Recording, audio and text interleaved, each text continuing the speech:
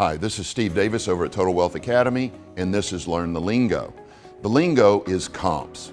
This is short for comparable sales, and this is how you value the subject property you're looking at, whether it's for rental or flip. Comps refer to identical properties that have sold in the same neighborhood within the last 3, 6, maybe 9 months, at the longest, a year, to find out what you expect your property to sell for.